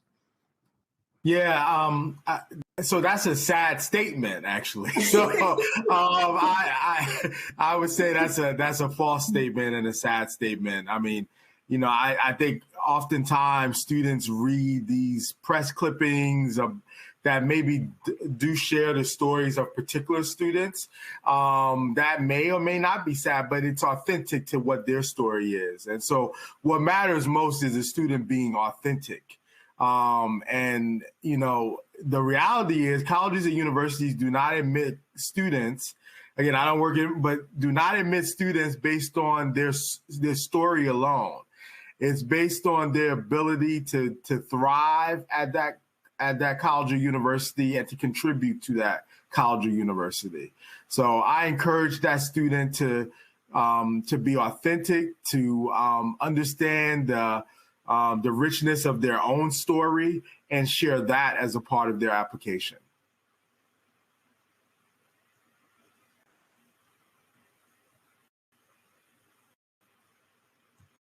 I'm on mute. I was, it's a Zoom world. It's contagious. Yeah. It's a Zoom world. Exactly. So Jackie, I have a question for you. And this is actually a parent. And you talk about being a college counselor. So I'm sure you're dealing with a lot of parent questions. So a parent asks, there are two questions I'm going to ask you. Number one, I don't even know how to get my kid excited for college. That's the first question. And then the second one is the flip side. My kid is very excited for college. They're very gifted. They want to go to the Ivy League, some of the best schools in the world. But how can I prepare them now for all around success and also college acceptance? So you have the parent that's like, my kid doesn't care. I don't know what to do. And then you have the parent that's like, my kid really cares and I want to prepare them. So I would love to get your answer to both those questions, Jackie. Okay. So I think it's two sides here, right? I think the first side for the kid that's not excited, it definitely still comes down to exposure. I think the more kids, well, students have the opportunity to see and be exposed to things, that's where the excitement comes. Especially with the class of 2022 and under, I think that there were so many missed opportunities. And I think that the more that they're exposed to things and the more experiences that they have, the more they develop an excitement for it. I also think it's about having conversations. I think the more that you have conversations and you ask them questions, that ignites something in them as well. And I think that that's a really important thing. They can have conversations with counselors and people at school all day, but it's important for parents or guardians to have those kinds of conversations with them. On the other side, for the students that are really excited and just really excited and engaged in the process, I think it's about holding them accountable. Because what I find with some students that are really excited is that sometimes there's no accountability in a sense of what they need to do once they get to college. There's all this excitement around the college application process, but sometimes there's not enough accountability for the follow through. And what I mean by that is it's September, kids are super excited, especially for seniors. They're ready and excited about the application process. But then when it's time to meet deadlines, when it's time to meet with the school counselor, when it's time to do certain things, there's not enough accountability or follow through. So I would say exposure for the student that's not as excited. And then for the student that's a little too excited, it's about giving them the pieces that they need in order to be accountable and follow through for the steps for the college application process in general. I love that. That's a really good point. Because I've seen that a lot where the parent is like, oh, this kid is very excited. He's going to go. And then when it comes to deadlines, you find out the student's actually missing deadlines. And because the parent isn't staying on top of that student. So I love that. That's really good advice. And that even though the student is very excited, it's important to keep them involved as well, and for the parent to be involved. And then for your first piece about exposure, I love this phrase that I heard. Exposure leads to expansion, right? Mm-hmm. If a student is exposed to college, if a student is going to virtual tours, coming to Real Talk, or maybe the student isn't even interested in college right now, look for a local college, right? Drive there and just go on a tour and see if that ignites something, you know? So I really love your idea of if a parent is dealing with a student that's not engaged, try your best to find those opportunities to get them excited. So really great advice on that. So for Jess, there's a student who's asking, I really do try for Jessica. Sorry, I might have abbreviated your name and the whole time you go by Jessica, I apologize. But there's a student that's asking, I'm really great with time management and sometimes things still fall through the cracks. And I find myself to get really hard on myself and be down on myself. So how do I deal with those negative emotions that come up when I'm not really doing well with my time management? So this is for Jessica. I'm going to keep going back to the importance of giving grace, giving yourself grace. I think it's something that we haven't necessarily always been taught to do as people, specifically Black people, is giving ourselves grace when we miss a mark or we're not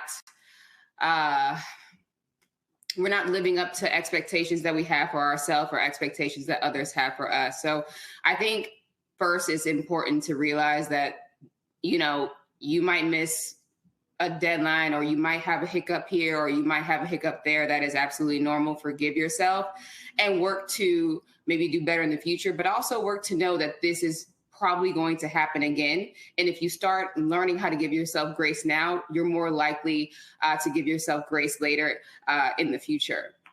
I would also say that I mean, I think that's really the biggest thing here is just understanding that you're going to have these moments where you feel like you fall short, but it's okay.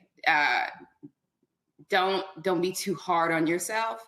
Try to manage your thoughts and your emotions and your feelings as much as possible, because they can become very heavy. But we live in a perfectionist society, but I think it's really important to get rid of that and accept our mistakes and our flaws, because that's what makes us so amazing as people. Yeah, I love that. I love that. The comment you made about giving yourself grace. Y'all, we are going through a whole panorama, pandemic, panini, whatever you want to call it. We're going through it, okay? And so things are going to be hard. You know, the weather is about to change for some of us on the East Coast. And that, you know, when you're home all day, it's cold, you don't want to be outside. Make sure you're checking in with yourself.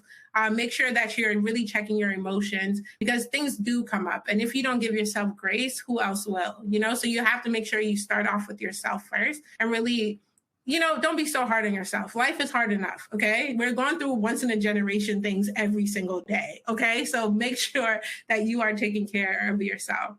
So Kevin Bryant, our resident College Board person on this call, we are getting a lot of questions about why does AP matter, advanced placement, or even taking more advanced courses like honors or maybe even dual enrollment courses.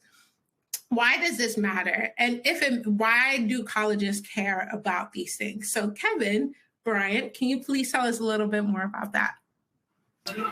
Yeah, definitely can try my hand at that question. When I think about high level coursework, and particularly from the lens of colleges, it's one, giving them a sample of what you can accomplish. And so whether you're thinking about AP coursework, honors coursework, it's saying that you can possibly meet the level of rigor that's going to be at the college level. Two is that it's an opportunity for you to possibly obtain college credits, whether it's through AP, whether it's through dual enrollment courses.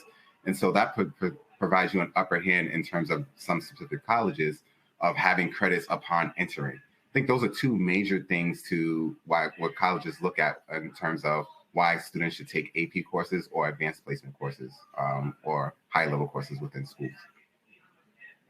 Yes, and also it's important for you to, I like what you said about students need to know what they're capable of. Because sometimes that transition from high school to college can be so drastic that taking an AP course, taking a dual enrollment course, or whatever you call it in your school district, it really helps you get into the mind of what college feels like. So that when you get there, you're actually not overwhelmed. You don't feel stressed out. You can feel like, yo, I've been here. I can do this, right? So it's really important for you to really take advantage of those opportunities because they're very helpful. Another thing I tell a lot of students, what you can spend 3 months on in an AP course, where your teacher is going to meet with you, they're going to help you understand the concepts. Once you get to college, that's a two-day course. That's a 2-day, that's 2 times the professor will talk about it in college because it's moving at a faster rate. So even if you take that AP course, let's say statistics, and you're spending 3 months talking about p-values or something. It's been a while since I took AP course, but talking about p-values or something, you're learning that for 3 months. You're getting the mastery of that concept versus 2 days where you're going to learn in college, and then you have other classes going on that you have to know about. So AP courses, dual credit courses, they're so helpful because sometimes they help you master those foundational concepts so that when you get to college, you're hitting the ground running, you know why it's important, and you can be even more successful and prepared once you get to college. So great answer, Kevin. So I want to talk a little bit more about majors. So many students are probably the first in their family to go to college, and they're trying to figure out, what do I want to major in, right? Brittany talked about her passions fueling her academic, what she chose to end up being her major. So Kevin, I know you work at an institution. Talk a little bit more about the process of how students find their majors. When do you have to pick your major? All of these things. So Kevin Hudson. Thank you. And how students find their major is going to vary by university that you apply to. For some colleges or university, you apply to a school or major and begin that process right away. For the vast majority of colleges and universities, you're usually taking some survey distribution courses across a range of academic subjects just to get the foundational skills to be able to pursue a range of majors. And it's usually in that sophomore or junior year that you'll finalize and kind of determine what your major in is. And usually it's during that process that students start to really ask themselves, do I want to be spending this much time engaged in this particular area of study, or doing problem sets, or writing papers in this type of way versus doing problem sets or doing art. And so part of what students want to take some time to do is maybe dig into that course catalog when you get a chance as a current high school student to see what do courses look like on a college level, which may be different than anything you saw on the high school level. What types of courses do I have to take to graduate? What type of work do I have to do? Oh, that might be appealing, or this is appealing.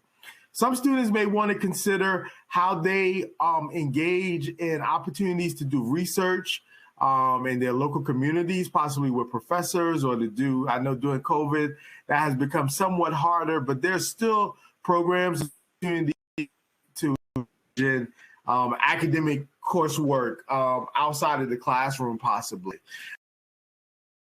But it's exciting times once you do get to college to just explore what your interests are and to ask yourself those core questions about, hey, do I enjoy this or not? For most things, you will still be able to pursue a range of career interests. I encourage you all to look up the research from the World Economic Forum, which outlines what employers want and what employers prepare you for.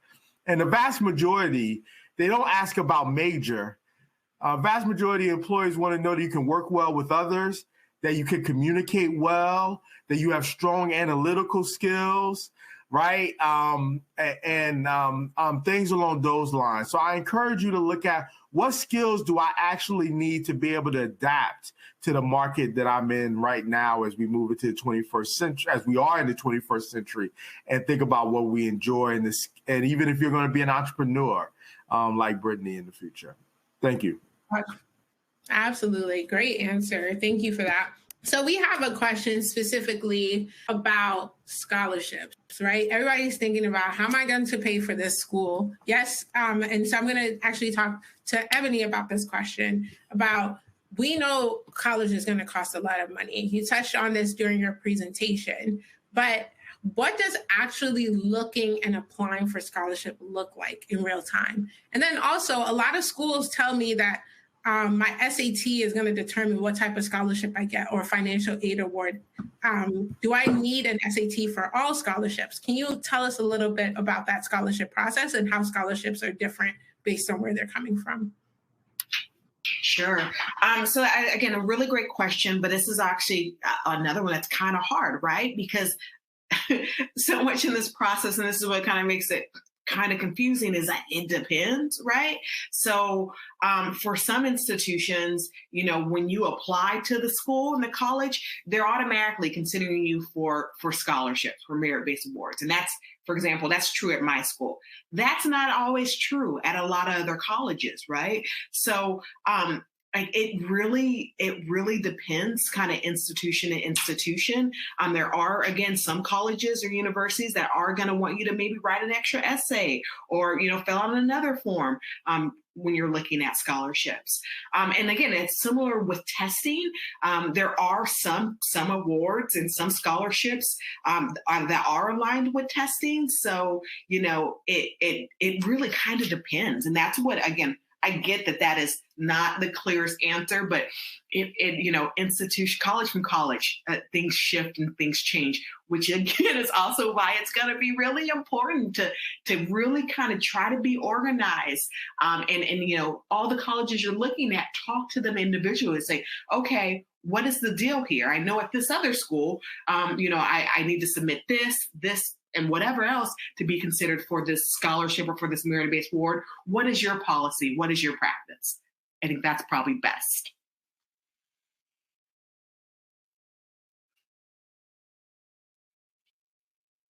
that. And so we have another parent question. And so Kevin, have parent asking, how do I visit colleges? How do I find which colleges are doing virtual colleges? Who wants me to be on campus? And then what do I ask when I go to these virtual college tours? Kevin, Bryant, sorry.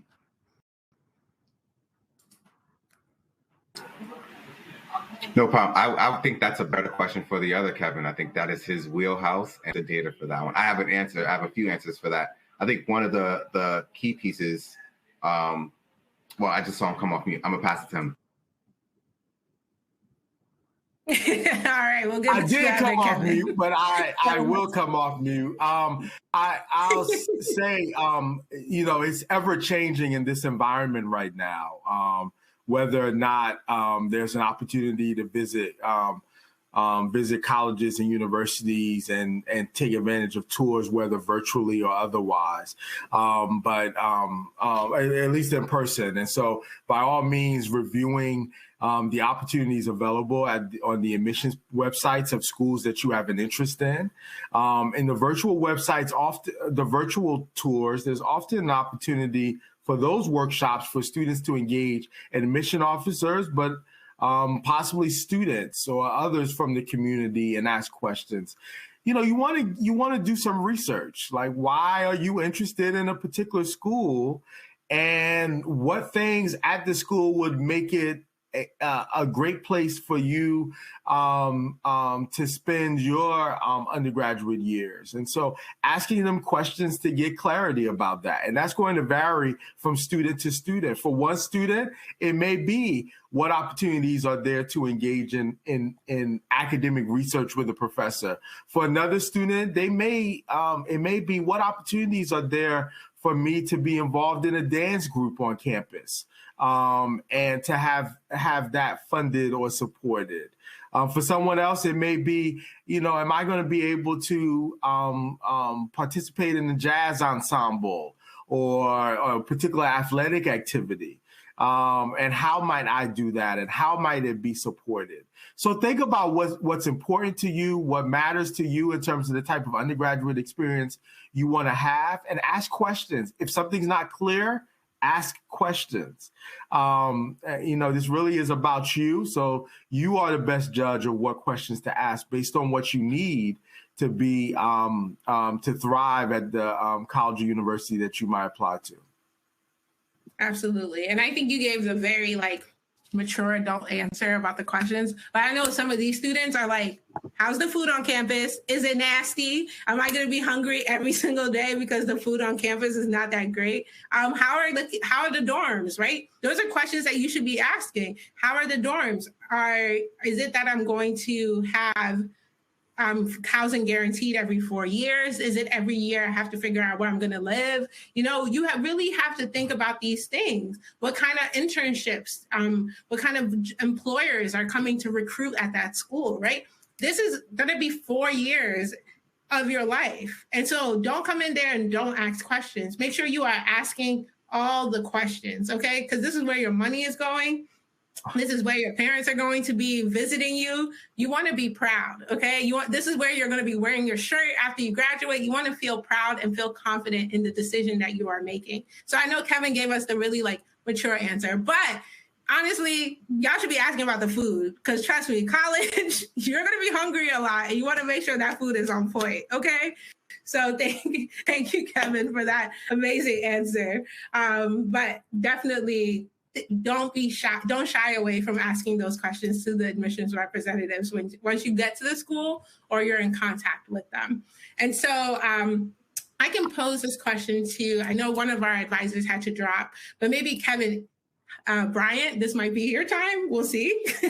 What recommendations do you have if a student is in a school where there are a lot of where the counselors have too many students on their workload and they can't meet with their counselor, and also the students that don't have a counselor at all or have an adequate advisor to help them through their process? How can they do this without that support? So, Kevin Bryant? Yep, I can jump in on that one. That is a major issue that's happening across the country. as counselors are overrun with the number of students that they have to support. I think one of the key pieces to that is it goes back to expanding your network. Are there people that are around you who have done the college application process, depending on the grade that you're in? I think that's one possible pathway. Two is looking at other teachers to network with in terms of how they can support you with the college application process if the guidance counselors or school counselors are overwhelmed. And then three is like there might be some connections depending where you live with schools within your district. I know there are many times when we were overrun with the number of students that we had to support. We partnered with other schools, and so our students had opportunities to connect with counselors outside of our school environment. The other part I think about with that is there are opportunities to connect with college counselors or college personnel on campus of the college that you're also interested in to get feedback or opportunities to see how to apply to their specific schools. So there are different ways you can navigate this pathway. Additionally, like I said in the presentation earlier, like you have your tool of your phone. You can reach out to so many people about the questions that you have. You can jump on Twitter, you can jump on TikTok, you can jump on Facebook. There will be such an abundance of folks who will respond to your messages if your counselor is unavailable. And so use the resources that you have to your advantage.